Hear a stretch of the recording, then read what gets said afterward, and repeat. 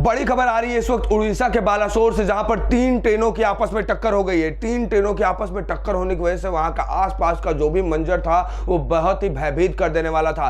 कटे शरीर, चिपकी बोगियां, चीखते चिल्लाते लोग, ऐसे हालात देखकर लोगों के रूह कांप गए। आज हम अपनी इस वीडियो में दिखाएंगे कि कैसे इन 3 ट्रेनों में आपस में टक्कर हुई और आखिर इसके बाद सरकार ने क्या कुछ कदम उठाए हैं और वहां के हालात क्या है। बता दें कि उड़ीसा के बालासोर में बहनागा बाजार स्टेशन के पास हुआ है ये पूरा हादसा। यह हादसा दिल दहला देने वाला है। शुक्रवार शाम को हादसे की खबर टुकड़ों टुकड़ों में सामने आई है। पहले कोरोमंडल एक्सप्रेस और मालगाड़ी की टक्कर की खबर थी, इसके बाद इसमें हावड़ा एक्सप्रेस से टक्कर की बात भी सामने आई और देर शाम तक यह स्थिति साफ हुई कि तीनों ट्रेनों में टक्कर हुई थी। जी हां, हादसे की जो तस्वीरें सामने आई हैं वो भयावह है। उन्हीं से यह साफ अंदेशा हो गया था कि मृतकों का आंकड़ा सैकड़ों पार का लगेगा, लेकिन हुआ भी यही। पहले 30, फिर 50, आगे 70 लोगों की मौतों की संख्या आधी रात को 120 में कैसे तब्दील हो गई और देखते देखते 207 से 280 तक पहुंच गई, किसी को भनक तक नहीं लगी। अभी तक के सामने आए आंकड़ों के अनुसार करीब 900 लोग घायल हैं। जी हां, इस हादसे में 900 लोगों के जान माल को क्षति पहुंची है, घायल है। उड़ीसा के मुख्य सचिव प्रदीप जेना ने इस पूरे मामले की जानकारी दी है। ऐसे में सेना ने भी राहत कार्य शुरू कर दिया है वहां पर। जी हां, शनिवार सवेरे अंधेरा छटा तो इस हादसे की तस्वीर और साफ हुई। बनागा बाजार इलाके में रात भर चीख पुकार मची रही। सामने आया कि ट्रेन के डिब्बों के मलबे में अभी भी कई 100 फंसे हुए हैं। कोरोमंडल एक्सप्रेस के कई एसी कोच अगले ट्रैक पर पलट गए थे, लिहाजा इसमें मौतों के आंकड़े सबसे अधिक है। एनडीआरएफ को बोगियों के बीच चिपके शवों को निकालने के लिए गैस कटर तक का इस्तेमाल करना पड़ रहा है। तो वहीं कई घायल ऐसे भी हैं जो क्षतिग्रस्त बोगियों में अभी भी फंसे हुए हैं। बचाव अभियान में मदद के लिए सेना ने भी हाथ बढ़ाया है। जिस हिस्से में कोरोमंडल एक्सप्रेस मालगाड़ी से टकराई थी, उस हिस्से से यात्रियों के शव बरामद किए जा रहे हैं। सीएम नवीन पटनायक ने भी एक दिन के राजकीय शोक की घोषणा की है। जहां शुक्रवार को हुए रेल हादसे को लेकर मुख्यमंत्री नवीन पटनायक ने बड़ा ऐलान किया है। घोषणा के मुताबिक 3 जून को राज्य में एक दिन का राजकीय शोक घोषित किया गया है। इसलिए पूरे राज्य में 3 जून को कोई उत्सव नहीं मनाया जाएगा। जी हां, बड़ी खबर है। उड़ीसा के सूचना और जनसंपर्क विभाग ने इस पूरी बात की जानकारी दी और बताया है कि 3 जून को कोई भी उत्सव नहीं मनाया जाएगा। 3 जून को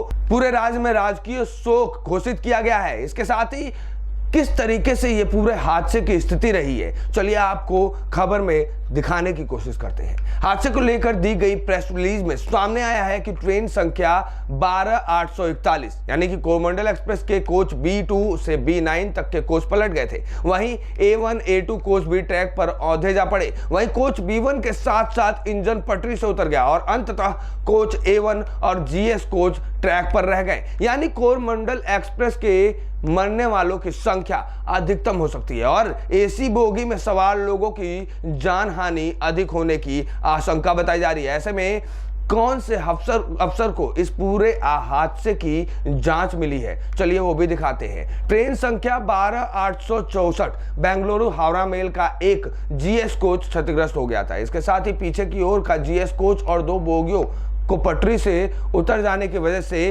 कोच A1 इंजन तक की बोगी ट्रैक पर रही। इस ट्रेन हादसे की जांच AM Chaudhary CRS SI circle करेंगे। उन्हें शनिवार भोर में ही यह जिम्मेदारी सौंप दी गई है। ऐसे में 3 बजे तक ये मौतों का आंकड़ा सैकड़े पार चला गया था। जहां मृतकों का आंकड़ा तड़के 3 बजे तक बचाव कार्य जब चल रहा था, तब तक एनडीआरएफ के कर्मी कई शवों को निकाल चुके थे। मलबे से शवों को निकालने के लिए टीम गैस कटर का इस्तेमाल कर रही है। वहीं मंत्री मानस भुइया के नेतृत्व में बंगाल सरकार की एक टीम मौके पर पहुंच चुकी है। उधर कटक के डीसीपी पिनाक मिश्रा ने कहा है कि कटक में एक मेडिकल कॉलेज और अस्पताल है, इसलिए अधिक घायलों को यहां स्थानांतरित किए जाने की संभावना को लेकर अस्पताल अलर्ट मोड पर है और कटक की पूरी टीम तैयार है। उन्होंने कहा कि हमने सुरक्षा व्यवस्था की है ताकि यहां आने वाले घायलों को बिना किसी परेशानी के प्रवेश मिल सके। उधर रेल दुर्घटना में घायल हुए लोगों को रक्तदान करने के लिए जिला मुख्यालय अस्पताल भद्रक में कई रक्तदाता इकट्ठे हो गए, या यूं कह ले कि वहां की आम जनता लोगों के लिए देवदूत बनकर आई। ना सिर्फ रक्तदान के लिए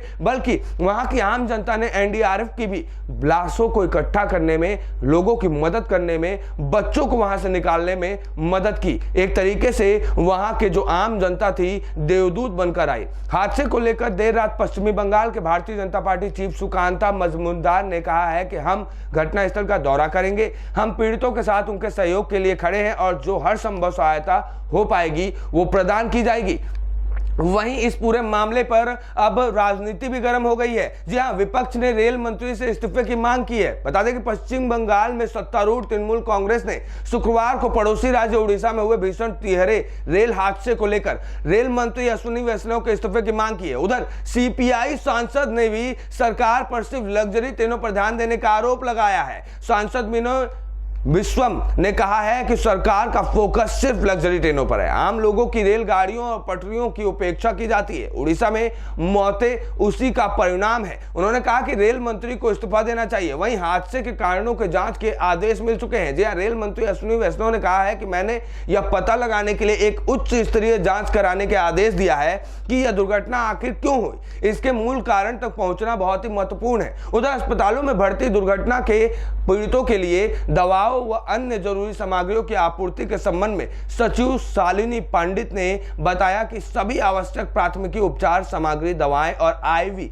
तरल पदार्थ पर्याप्त स्टॉक में है। इसके अलावा मयूरभंज जिले के गोदाम से कुछ अतिरिक्त स्टॉक बालेश्वर के लिए तुरंत स्थानांतरित किया जा रहा है। उन्होंने कहा कि हम हर स्थिति के लिए सतर्क हैं। ऐसे में उड़ीसा में जो ये रेल हादसा हुआ है, ये प्रधानमंत्री मोदी के कार्यकाल में आने के बाद पहला सबसे बड़ा रेल हादसा है, जिसके बाद से अब राजनीति भी गर्म होने लग गई है। एक तरफ विपक्ष पक्ष पर यानी कि मोदी सरकार पर और रेल मंत्री पर लगातार आरोप लगा रही है, तो वहीं दूसरी तरफ मोदी सरकार भी इस पूरे मामले पर अपने हाथ पांव चलाना शुरू कर चुकी है। ऐसे में हम आपको इस पूरे मामले से अपडेट देते रहेंगे। जुड़े रहिए हमारे चैनल ए न्यूज़ टुडे के साथ।